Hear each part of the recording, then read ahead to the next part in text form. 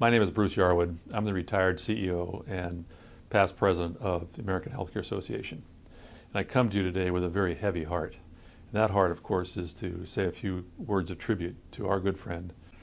Dixie, I'll just start off by saying I miss you. And when I heard that you'd passed, a lot of things came to my mind, not the least of which is everything you've done for me, for the industry, for the profession, and most important, for the residents and people that you cared for. What also comes to mind is how much time you spent on our behalf, all the way from doing lobbying to running the Political Action Committee to sending what I call the Dixie Chicks to be the staff people for our PAC golf tournament. But I always remember walking into members of Congress office and have them in 2 minutes talk about what you knew about the district, what you knew about your constituents, and how they wanted to hear from you. Case in point is one congressman didn't take 2 minutes for you to sit down and he wanted to know everything about every person you knew in the Democratic district that he represented. So Dixie, I say to you, thank you so much for all you've done for us, for all you've done for all the people that you've came in touch with, and we'll always remember you in the best way. Thank you. I'm here to give a 2-minute tribute to Dixie. 2 minutes is not time enough to do that for Dixie. It would take 2 years to tell my experiences with Dixie. You'll hear a lot of repeated ovations in tribute to Dixie today, but none will cover how truly wonderful she was. You just can't say enough good things about Dixie. She was and did everything good. Dixie and I had a common friend, political friend, and Lieutenant John Wilder. And anytime you would mention Dixie's name, the governor would reply, "Dixie is good." Dixie was always advocating THCA, AHCA, and anything involving health care.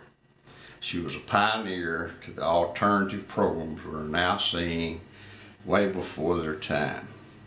I, like Dixie, have been in every office in THCA. Dixie supported me, and that was the reason I held office in THCA. Dixie was my friend and confidant. Dixie, Dick Sadler, John Lyle, and I were partners for several years in the hotel business. That was a real partnership. My friendship with Dixie goes back 40 years, and I'll always remember and miss her. I pray that her legacy will always remain through her children, her grandchildren, and her great-grandchildren and family, those that she dearly loved. I remember the first meeting with Dixie that was 40 years ago, and I counted 32 family members at a convention with her. I appreciate the opportunity to share my thoughts about an icon in healthcare and life. Thank you. Not many people in our industry have ever had or ever will have the influence that Dixie Taylor-Huff developed during her years with us. She was charming, flamboyant, vibrant, lovely, and sassy, and she used all those marvelous traits with a killer instinct of survival that made us all strong. She was the same person in Washington, D.C. that she was in Hartsville, Tennessee. And she knew somebody in any crowd, no matter where she went. I have been in church with her, and I have been in legislature with her, and she was always Dixie.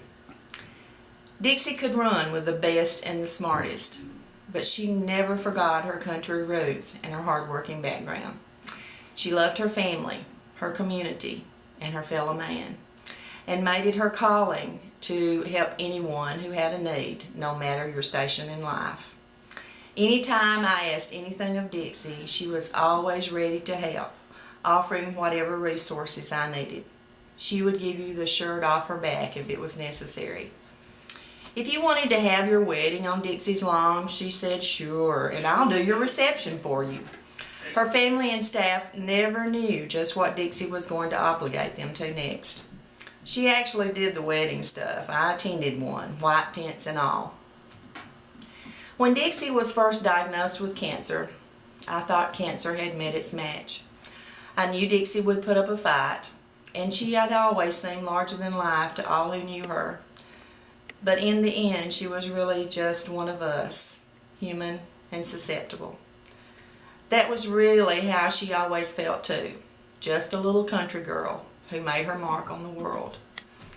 Dixie Taylor-Huff, my friend, I am proud to have known you. Long live your image and your impact in long-term care. Well, I had the good fortune of knowing and working with Dixie for the last 30 years. One of the first quality individuals that I knew when I got into this industry, and she was an individual, a woman that was predominantly operated by the male population here for years, and she was one of the first individuals that I really recognized as a leader. She was a champion for not only her patients and families, but for the industry as well. One of the first things you always recognized when Dixie was on the scene was her contagious laugh, her positive attitude, and her good nature. I mean, the room would just light up when Dixie would come in. No doubt, I don't know if it was so much of her fashion flair and those colorful clothes that she wore, or just her zeal for life. She was just a wonderful individual. Not only was she well respected here in the state, but on a national level.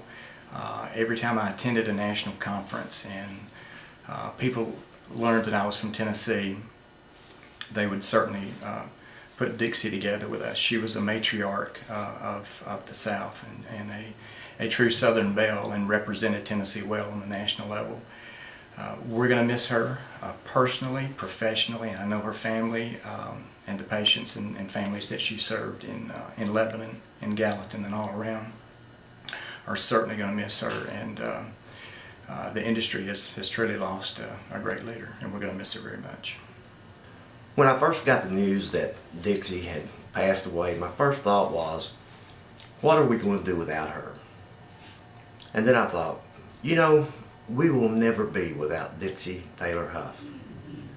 If you ever knew Dixie, even just for a little bit, you always walked away with part of her inside of you.